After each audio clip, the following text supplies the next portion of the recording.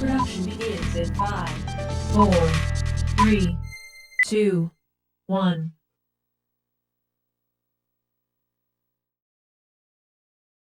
Hi, and welcome to United Way Update. I'm Vicki Mealy, Outreach and Communications Manager with United Way of the Lower Eastern Shore. Our guest today is Andrea Berstler, Executive Director of Wicomico Public Libraries. Andrea, welcome. Thank you for having me. So, we're so happy to have you as our guest today, and I just wanted to, before we get started, ask you, what were you doing before you came to Salisbury? Because I understand that you're not an Eastern Shore native. I'm not. I'm actually a Navy brat, so I'm not sure that I'm a native from anywhere. But professionally, my husband and I lived in Lancaster County for quite a few years, and I was running a medium-sized library in Chester County, Pennsylvania. Before that, I had a smaller library in a little town not far from where we were living. So I've been able to experience working in a very small community library and then in a much larger library system. Both of those experiences have really helped me here in Salisbury because we have both a large library system and we have several small branches that are real community hubs. Mm-hmm. Great. And so, since you've been here for a few years, I can imagine that you're familiar with our United Way. Can you explain any past experiences you may have had with our United Way? Absolutely. I got involved with the United Way not too long after we moved down here.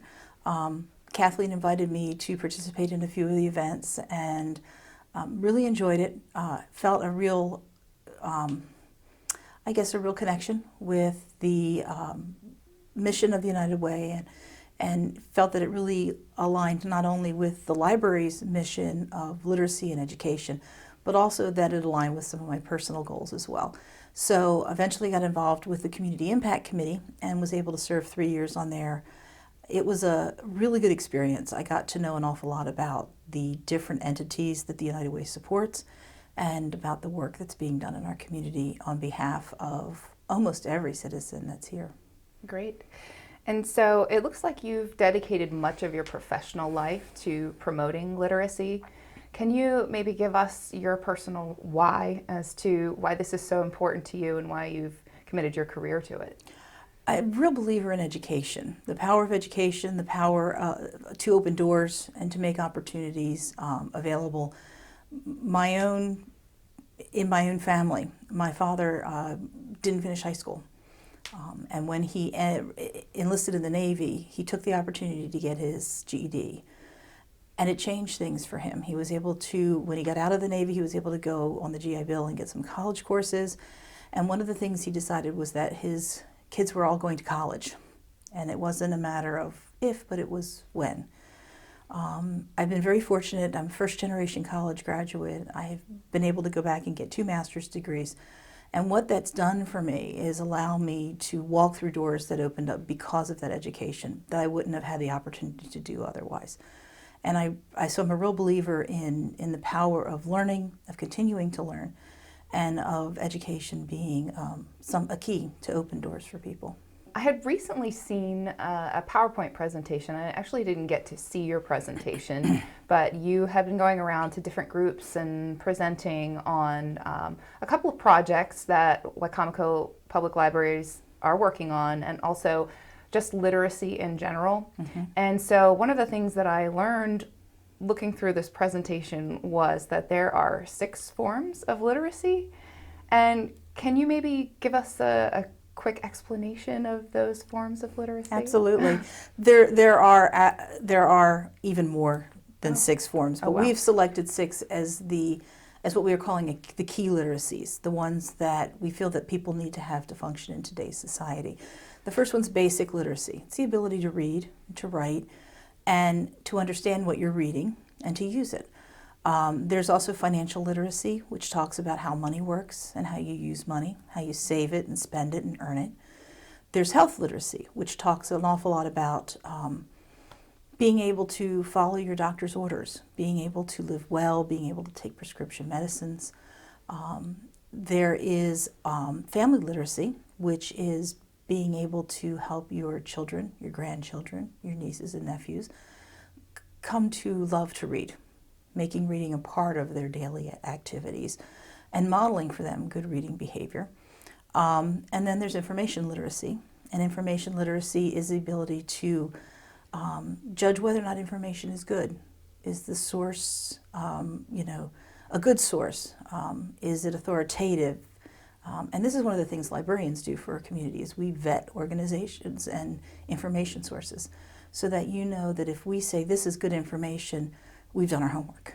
Great. And so what is the impact of illiteracy in America? So how does that affect the population or a community if there is a literacy problem? Well, nationally we have a literacy problem. 14% of Americans are functionally illiterate, which means they don't read above a fourth grade reading level. They can read some basic, signs and that sort of thing, but they don't have a literacy rate that allows them to take in information and use it in the way that a literate person does. So there is a problem. We're a well-developed country. To have 14% of our population on the outskirts, as it were, of the information age is just not acceptable. In Maryland, it's 10%. We have a little better educated community in this state, but that's still 1 in 10. Mm-hmm. That's a lot of people. Statistics tell us that if a child is not proficient in reading, by the time they finish fourth grade, 2/3 of the students who fall into that group will either wind up on welfare or in jail. So literacy is a key to a successful life. And those statistics are backed up by the fact that 70% of adults incarcerated in the state institutions right now are illiterate. They do not read above a fifth grade reading level. And that 80% of children in the juvenile court systems are also functionally illiterate. So that just backs up the statement that not being literate means doors are closed to you. There are not the opportunities there are. Matt Massarello, who's a great supporter of the literacy movement here, has said that those who cannot read cannot derive the same benefits that those of us who are literate can derive from the information we read. And that's really sort of the heart and soul of this literacy push that we've been doing. In an effort to address that, we're trying to relaunch a program for adult literacy and to address the immediate needs of adults in our community who can't get a job, who can't improve their position, not because they're not talented or smart or willing to work, but simply because they can't read. Right. And so poverty and illiteracy tend to really go hand in hand. They really do. Of those people with low literacy skills, 43% live below the poverty level. So just under half. And while we can't say this is definitely a cause and effect, I think that you can probably see that there's definitely a correlation between an inability to read and an inability to pull yourself up to make your life better. It's definitely important to be able to read, to find employment, to keep employment. Absolutely. Most jobs do require you to be able to read on a certain level, and so this is very important. We found that in order to hold even basic entry-level jobs, such as a mechanic or a cook, which is what could be called a middle skill job, you don't necessarily need a college degree, but you need some training. You still have to read at an 8th grade reading level. And in order to understand your Social Security benefits package and to read it for yourself, you have to read at a 9th grade reading level. So if you can't read and you're a senior and you're trying to understand Social Security, it's going to be very hard for you. And these people, people in that situation tend to not want to reach out and get help. It's embarrassing. And so we're hoping that we can help them help themselves. In this PowerPoint, there was a quote that I had taken out of it, and I thought that this was a really great quote, so I am going to read it. And it says, "The link between academic failure, delinquency, violence, and crime is welded to reading failure." Can we talk a little bit about that? I mean, you had mentioned that the inmates in prison, many of them are illiterate. It goes back to not seeing any opportunities, not seeing options for their lives. That quote comes from the Department of Justice. And if anyone should know about crime and incarceration and academic failure and violence, it would be the Department of Justice. And what they're seeing is that inmates who are incarcerated, both juvenile and adult inmates, do not have the same education level. So they cannot become lifelong learners because they are not lifelong readers. And as an example, you might go research something online. Something comes up, you say, I want to learn more about this. So I go online or go down to the library, or I pull out a book, or I look online at a website and I read through the information, and I can pull out the information that applies to my situation. These people don't have that skill. Mm-hmm. Taking in that kind of information is a struggle for them. They haven't learned the skills to do that. And so they must trust the information given to them by others. Sometimes that information is good, and sometimes it's not. And so they're basing their life on partial truths, misaligned facts, and unknowns. And it's sort of a house of cards for them. And unfortunately, it will catch up with them sooner or later. Absolutely. And so you had mentioned a lifelong love of reading and learning, and that kind of ties back to the family literacy, mm-hmm. One of the types of literacy that you spoke about. And so what I'd like to talk about is maybe to shift gears and talk about some of the good news and some of the good things that are happening, because we do know that illiteracy can have devastating effects on a community. But our United Way, we sponsor the Imagination Library mm-hmm. Literacy Program, which is an amazing program that provides one free book a month to children from birth to age 5. And this is a great program because our organization tries to make these books available to at-risk youth and their families. And so can we talk a little bit about how that is helping absolutely. The community? Absolutely. Right now, we've got the Imagination Library that actually, when the United Way launched that a few years ago, we did a launch party in the library, which was a lot of fun. But we promote that every chance we get. We love the fact that it doesn't require those who sign up to fill out any kind of financial information. They just simply have to sign up their children or their grandchildren or their nephews or their nieces. And these students get, these pre-students, these birth to 5, get these wonderful books every month. And statistics show us that if there are books in the home and children read them, that is a very powerful tool to getting them on that road to being a lifelong reader. In addition to that, we promote our Homework Help Center, which takes those students once they get into school, gets them into their books, gives them assistance one-on-one, especially, again, for the at-risk youth, who may come home to empty houses, or who may come home to parents who are working 2 or 3 jobs and simply haven't the energy to sit down and go through the homework with them or the skills. With the change in curriculum that our school districts have seen over the last few years, parents don't know how to help their students. And so we're trying to address that and keep them on that road to lifelong learning. It's really important that we reach out and we get those students before they hit 4th grade. We get them into books. J.K. Rowling has said that people who aren't readers just haven't found the right book yet. And I think that there's a lot of truth to that. And it's why we keep all kinds of books at the library. We have the traditional classics, and we have the children's picture books, but we also have graphic novels, and we have books that are dystopia books, sort of like the Hunger Games, where that kids can read them. And as adults, we go, why would you want to read that? But that's what they want to read, so we get them reading. And to find the right book and the right reader and pair them up is a great joy. Great.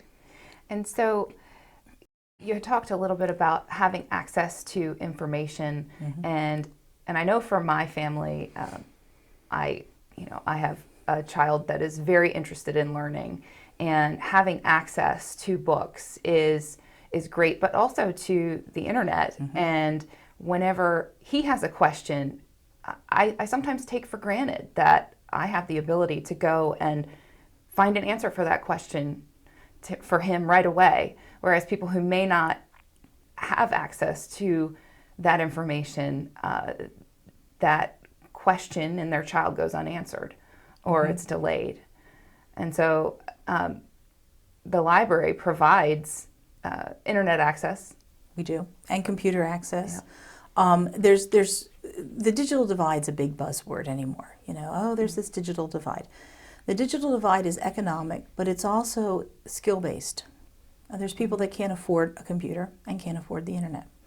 There are programs out there to help them to make it more affordable, but it's not free.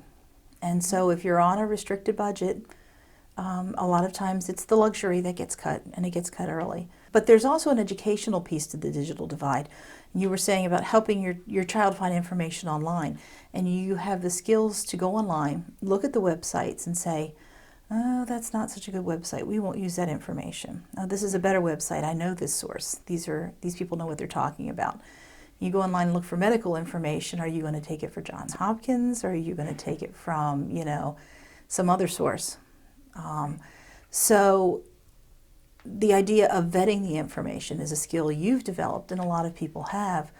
But if you're not on the internet often, one of my favorite quotes about the internet is that finding information from Google is a little like trying to take a drink from a fire hydrant.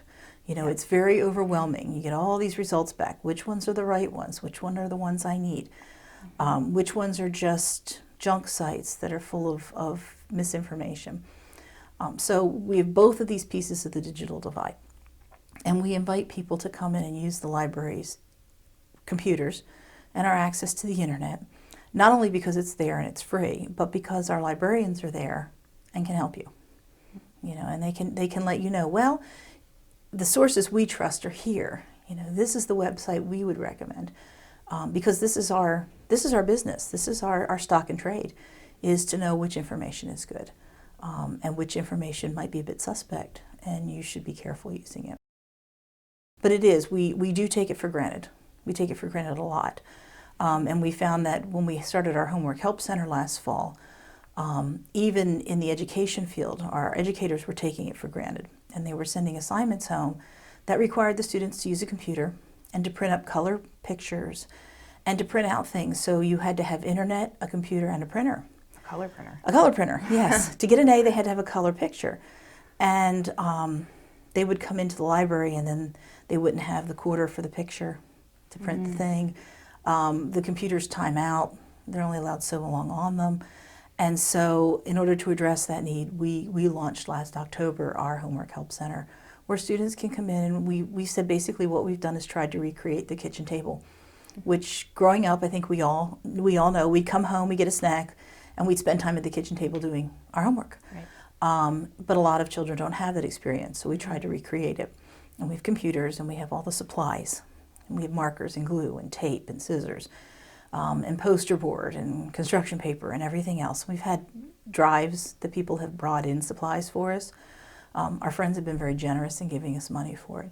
But these are the kind of projects that we feel really align with what the United Way is doing, because it is our efforts to try and encourage people to continue to learn. And I think that, you know, I know the United Way has those three focuses of emphasis, of impact, and education is one of them, you know. And so that's where we feel like this really aligns the library and the United Way in trying to reach into the community. Absolutely. And our United Way does focus on education as one of the core impact areas. A lot of our programs focus on youth with the eventual goal of increasing graduation rates. But what about adults? What programs does the library offer? I've heard of Project Read and Project Read Plus. Years ago, the library ran an adult literacy program. It was a one-on-one tutoring program that was called Project Read. We're not the only ones to run it. It's a national program.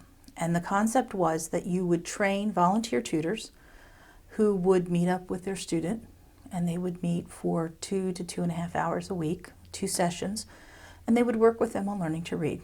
And it's pretty straightforward. It was run with grant money and some local donations and some other funding that all dried up at the end of the first 10 years of 2000. So by 2005, 2006, the program was closed. And it was sort of a precursor to all of the economic issues that went on a little later. In the meantime, what we've discovered is that there's been an increase, a rise in the amount of of adults who don't read. What's keyed us off to this was that Warwick's Adult Basic Education, which is housed in the library, found that people coming in who wanted to enroll in their math and their English and their history courses to prepare to get a high school diploma couldn't read well enough to get into the class, and those numbers were going up. So we began to look at Project Read again and think maybe we could find some funding, maybe we could find some support, and we could launch it again because it was a very successful program. But in the meantime, since Project Read ran last, these other literacies have emerged, and they're life skills. They're necessary to function. And so what we've done is we've changed Project Read, and we've started calling it Project Read Plus, because in addition to learning to read, we want to teach health literacy and financial literacy, and we want to incorporate technology, so there's a technology literacy piece.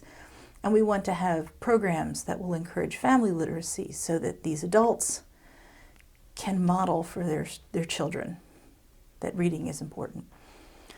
So right now we're in the midst of trying to recruit partners in the community who would be willing to help in various ways. And then also to work to start a core of volunteers who would be interested in coming in and donating 2 to 3 hours a week over a 6 to 8 week span to work with these students and help them improve their literacy skills. Great. And so actually, in the month of April, we have National Volunteers Week. And do you have a lot of volunteers that help at the library? We do. We actually have a part-time volunteer coordinator to help keep them all straight. Between our friends who run a bookstore completely on volunteer power, we have volunteers who come in and shelve books and work with programs, and we count on our volunteers, not only for their elbow grease, but also for the fact that they give us great input on what the public wants out of its library. They keep us grounded, and we love having them around. We love our volunteers too. So April was a pretty big month for it is. Wicomico Yes. Public Libraries. It's National Library Week, so we keep busy in April. Yeah, and so you recently held the Light of Literacy Awards. And so can you talk a little bit about what that is all about for folks who may not know, and maybe highlight a couple of the winners? Sure. The Light of Literacy is an awards breakfast where that we recognize individuals in our community who are doing work in one of these literacies we've talked about. And many of them do it. They had no desire to be recognized. It wasn't something that they were doing for accolades. They did it because they simply felt like this was something they should do, and they enjoyed it. And this is our 4th year. We gave out 6 awards and a brand new 7th award this year that we launched. And we give these awards to children. We've had them as young as 14 and teenagers. And then we have an adult award, an educator and a higher educator award, and then a business and a nonprofit award.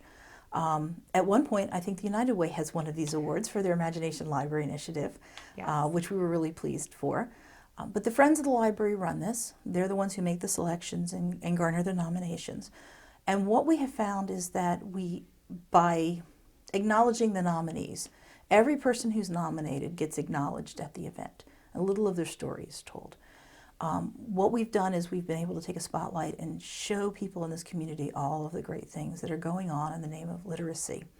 And it's inspirational, and it's encouraging, and people say, wow, I had no idea that all of these things were going on, that people were using therapy dogs to help children learn to read, or that there was someone working with families in transition as their incarcerated family member moves from being behind bars to being back out in the community. I had no idea that these things were going on. And that was the whole purpose of it, was to show people there's some really great things happening. There's some really great works going on. And we need to acknowledge it, and we need to, celebrate these successes, because sometimes all you hear is the bad stuff. So this is all about the good stuff. And we really enjoyed doing it over the last 4 years, and then we'll keep doing it as long as people come out and help us celebrate. Well, and if we're talking about acknowledgments, I guess we should mention that PAC 14 was Absolutely. the nonprofit Yes. luminary last year, and so we thank them for all that Oh, they absolutely. do for us. Absolutely. And we said, it's immediate literacy with them. They not only bring shows like this one to the community, but they're willing to show people how to do it themselves. And really, that's the core of literacy, is learning to be able to do something for yourself. So it's been great. One of the programs that won this year was also an SU program, a book discussion group that SU philosophy majors run in the Eastern Correctional Institute with inmates, that has had remarkable success. It's run for 15 years. They've had over 200 students participate, all volunteer. And both the students and the inmates get a glimpse of what someone else's life is like. And they say that it's been beneficial for everybody. That's wonderful. So are there any upcoming events or any news that you'd like to share for the Wicomico Library? Oh, we always have upcoming events. We could do a whole show just on our upcoming events. We do have our book sale at the end of April. The last weekend in April, our friends use that as one of their fundraisers. And then, of course, coming up in June, July, and August, we have summer reading. And that's our believe it or not, that's our busy time. The summer is the busy time for the library. We have summer reading for everyone, beginning for infants in lap. We do lap time, story times. We have all kinds of activities to get you to read to your children, read with your children. And of course, school-age children. We also have adult summer reading, where that adults can come in, talk about and report what they've read, and win prizes. Last year we did a treasure hunt in the library based on the services the library did, so people could discover things they didn't know. This year's theme is sports and wellness and competition, and so it should be a lot of fun. One of the things we're doing is the bookmobile will be out at the Shorebirds game on the Saturday home games. So people can stop in, make sure their library card's all up to date, and check out a few books before they go in and catch a ball game. Nice. So we always have something new coming up. We always look for new ways to reach out to the community. We're trying to keep up with United Way, because you guys set the bar. But there's so many great things going on. You all know that. We know that.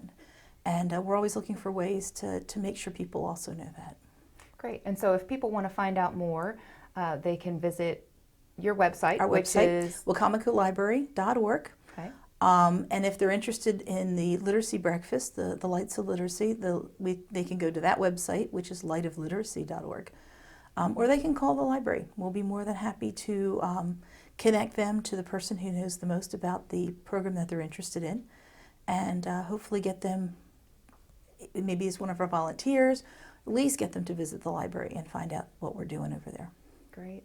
And for anyone who wants to know about United Way's Imagination Library Literacy Program, you can visit us at www.unitedwayforus.org.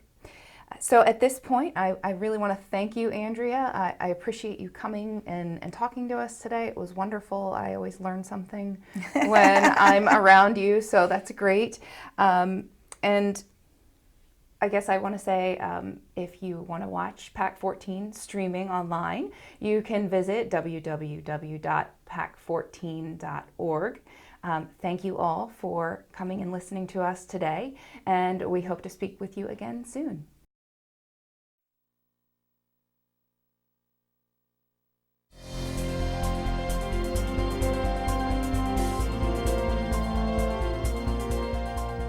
Would you like to see your community organization or nonprofit group featured on PAC 14? To get started, contact us at 410-677-5014 or visit our website at www.pac14.org. PAC 14 is a great way to connect with your community.